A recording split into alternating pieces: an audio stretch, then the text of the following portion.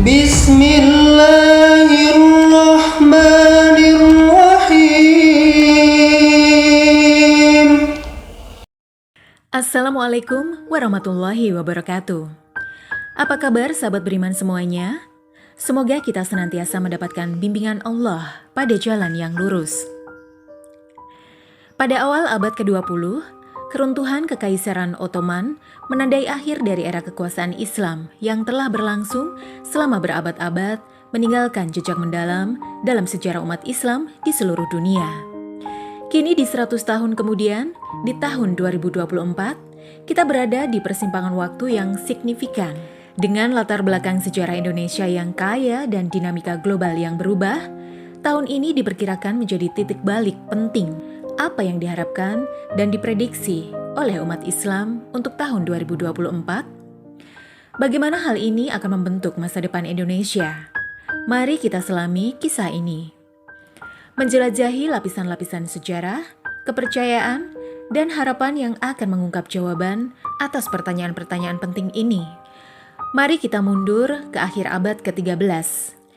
Di Anatolia muncul entitas politik baru yang mengubah peta dunia, yaitu Kekaisaran Ottoman. Didirikan oleh Osman I pada tahun 1299, Kekaisaran ini berkembang dari sebuah emirat kecil menjadi salah satu kekaisaran Islam terbesar dan paling berpengaruh di dunia. Pada abad ke-15 dan ke-16, Ottoman mencapai puncak kejayaannya dengan menguasai wilayah luas meliputi Timur Tengah, Eropa Timur, dan Afrika Utara. Putra Osman meluaskan kekuasaan Ottoman dengan menaklukkan kota-kota penting seperti Bursa, Iznik, dan Izmit. Bursa menjadi ibu kota Ottoman pertama, kemudian dipindahkan ke Edirne oleh Sultan Murad I.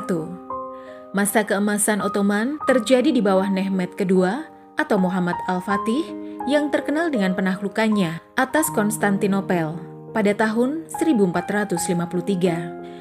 Kemudian Selim I dan Sulaiman I melanjutkan tradisi ini, memperluas kekaisaran hingga mencakup Mesir, Hijaz, sebagian besar Timur Tengah, Afrika Utara, dan Laut Tengah, menjadikan Ottoman sebagai pemimpin dunia Muslim. Namun pada abad ke-17 dan ke-18, kekhalifahan ini menghadapi tantangan, termasuk kekalahan militer, kemunduran ekonomi, dan reformasi administratif dan militer yang diperkenalkan oleh Sultan seperti Mustafa III dan Abdul Hamid I. Selim II dan Mahmud II berusaha keras memodernisasi kerajaan, mengenalkan reformasi Nizam I, Jadid, dan reorganisasi kabinet, serta pendidikan. Tanzimat atau dekrit reformasi oleh Abdul Majid I.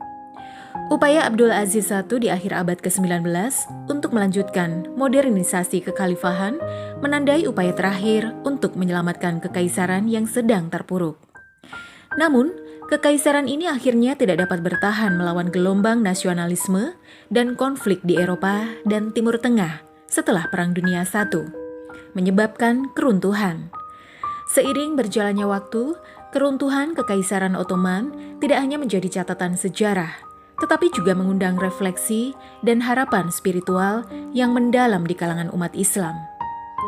Tahun 2024, terutama di Indonesia, bukan hanya menandai 100 tahun berakhirnya kekaisaran ini, tetapi juga membangkitkan harapan akan kebangkitan dan pembaruan terkait dengan kemunculan Imam Mahdi. Dalam konteks Islam, kemunculan Imam Mahdi di akhir zaman merupakan salah satu tanda kubra atau tanda besar yang menunjukkan kedekatan kiamat. Imam Mahdi diperkirakan akan muncul di akhir zaman dan diyakini akan menguatkan agama Islam serta menyebarkan keadilan di seluruh dunia.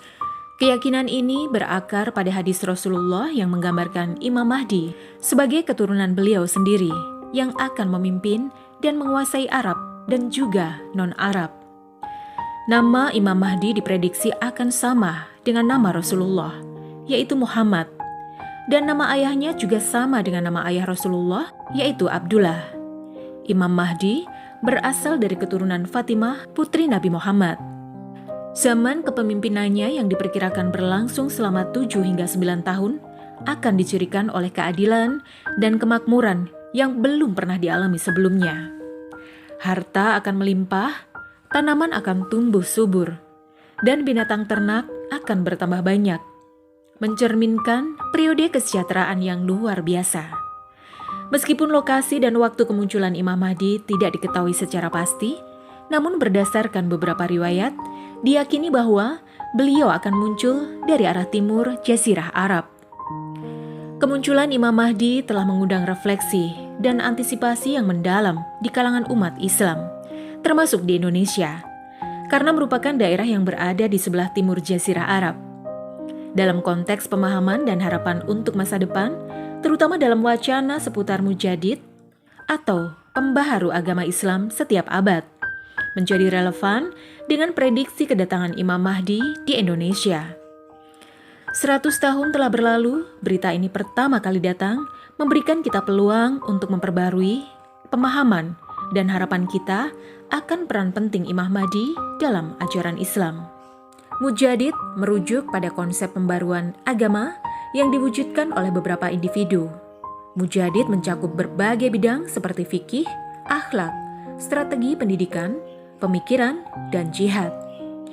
Imam Nawawi menjelaskan bahwa mujadid adalah pemimpin yang dipilih oleh Allah untuk menghidupkan kembali ajaran yang telah terlupakan dan menegakkannya kembali setelah lama terabaikan. Beberapa ulama yang diakui sebagai mujadid antara lain Umar bin Abdul Aziz yang terkenal dengan keadilan dan akhlaknya, serta Imam Syafi'i yang dianggap sebagai mujadid kedua dalam Islam oleh Imam Ahmad. Imam Ahmad menyatakan bahwa Imam Syafi'i adalah pembaharuan pada akhir 100 tahun kedua Hijriah. Seiring kita memasuki tahun 2024 yang menandai 100 tahun sejak keruntuhan Kekaisaran Ottoman, diskusi tentang mujadid menjadi semakin relevan. Tahun ini dipandang sebagai titik kritis yang mungkin akan menyaksikan kemunculan mujadid baru yang diharapkan sebagai gerbang kemunculan Imam Mahdi. Sejarah dan prediksi mengenai peran Islam dalam konteks global sangatlah kaya dan kompleks. Al-Quran menyatukan bahwa Islam adalah agama yang sempurna untuk umat manusia, dan keunggulan Islam terlihat jelas dalam peradaban Madinah dan Bani Abbasiyah. Namun, kemajuan sains dan teknologi di Barat membuat umat Islam mengalami ketertinggalan. Pendapat keliru yang mengatakan untuk maju, seseorang harus menjadi sekuler tidak tepat, karena kurangnya wawasan tentang sejarah peradaban. Ibnu Khaldun menekankan bahwa peradaban akan muncul bila memenuhi dasar-dasar seperti kemampuan berpikir, membangun organisasi, dan berjuang untuk hidup. Pandangan Samuel Huntington dan Arnold Toynbee tentang peradaban menyoroti pentingnya sains dan teknologi dalam Islam. Toynbee memandang ilmu pengetahuan sebagai skentiasra atau ilmu sakral, menunjukkan bahwa aspek kearifan lebih penting daripada aspek teknologi. Peradaban Islam menurut pandangan ini dibangun dengan menggunakan ide-ide Allah yang terdapat dalam kitab suci, menjadikan hubungan harmonis dan sinergis antar umat manusia, serta kepemimpinan politik yang adil sebagai ciri utama ilmu pengetahuan modern. Menurut John Esposito, perdebatan modern tentang konsep ekonomi Islam berfokus pada 3 bahasan. Pertama, bahwa Islam dianggap sebagai penghalang kapitalisme. Kedua, bahwa Islam mendukung sejenis kapitalisme. Dan ketiga, bahwa kaum modernis Islam menggabungkan beragam teori ekonomi dan program religius untuk menggambarkan Islam sebagai alternatif unggul kapitalisme. Dalam konteks ini, Islam dianggap sebagai peradaban tertinggi karena sifat multidimensinya. Tidak hanya terbatas pada aspek fisik, tetapi juga spiritual, agama, dan sains menjadi fondasi serta bangunan yang dibangun di atasnya.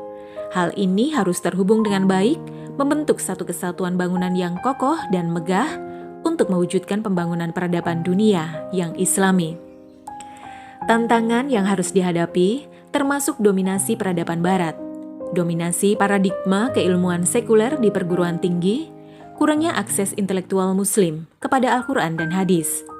Namun peluang tetap terbuka karena adanya kelompok kecil yang kreatif dan kontradiksi terhadap peradaban lain yang menyebabkan krisis keaslian kitab suci umat Islam. Peningkatan jumlah umat Islam di berbagai negara, terutama di negara-negara Barat Eropa, juga merupakan suatu prediksi yang relevan. Dalam konteks prediksi tentang masa depan Islam, surat Asy-Syaff ayat 9 memberikan pandangan penting. Ayat ini menyatakan bahwa Islam yang dibawa oleh Nabi Muhammad akan meninggikan dirinya di atas semua agama lain. Meskipun mungkin tidak disukai oleh orang-orang yang berpegang teguh pada kesyirikan, prediksi ini menggabungkan interpretasi teologis dan analisis situasi sosial politik global. Salah satu contoh prediksi yang signifikan berasal dari Syekh Abu Bakar Al-Awaidah, wakil sekjen Robitoh Agama Palestina. Setelah riset mendalam selama di penjara di Israel, diprediksi akan mengalami kebangkitan Islam pada tahun 2024. Dengan Indonesia berpotensi menjadi negara pemantiknya, Syekh Abu Bakar Al-Awaidah menyampaikan prediksi ini dalam forum majelis di Masjid Jogokarian, Yogyakarta setelah dibebaskan dari penjara Israel. Menurutnya, Allah memilih untuk menjalankan agamanya kepada siapa saja yang dipilih di antara hamba-hambanya dan menggenapkan untuk mereka syarat-syaratnya. Beliau menekankan bahwa pada masa lalu, ketika para penguasa menyimpang dari ajaran Islam, Allah mencabut amanah kepemimpinan dari mereka. Syekh Abu Bakar Al-Awaidah menjelaskan bagaimana Allah memindahkan amanah kepemimpinan Islam dari satu bangsa ke bangsa lain, dari Arab, Persia, Kurdi, hingga bangsa Turki. Syekh Abu Bakar Al-Awawiyah menyatakan bahwa bangsa Indonesia sebagai salah satu bangsa besar yang menerima Islam belum pernah ditunjuk oleh Allah untuk memimpin peradaban Islam. Namun dengan merujuk pada sabda Rasulullah bahwa pembawa kejadian akhir zaman akan datang dari arah timur dengan bendera-bendera hitam, beliau berharap bahwa bangsa Indonesia mungkin adalah bangsa yang dimaksud. Beliau juga menekankan pentingnya kaum muslimin di Indonesia memenuhi syarat-syarat tersebut agar layak ditunjuk oleh Allah memimpin peradaban Islam. Kesimpulan dari prediksi ini adalah bahwa masa depan Islam mungkin akan melihat perubahan signifikan dengan bangsa Indonesia berpotensi memainkan peran kunci. Ini mencerminkan harapan tentang kebangkitan spiritual dan kekuatan sosial umat Islam di era modern, terutama dalam konteks meningkatnya jumlah umat Islam di Indonesia dan potensi pengaruh global mereka. Semoga bermanfaat untuk kita semua. Wallahu a'lam bishawab. Assalamualaikum warahmatullahi wabarakatuh.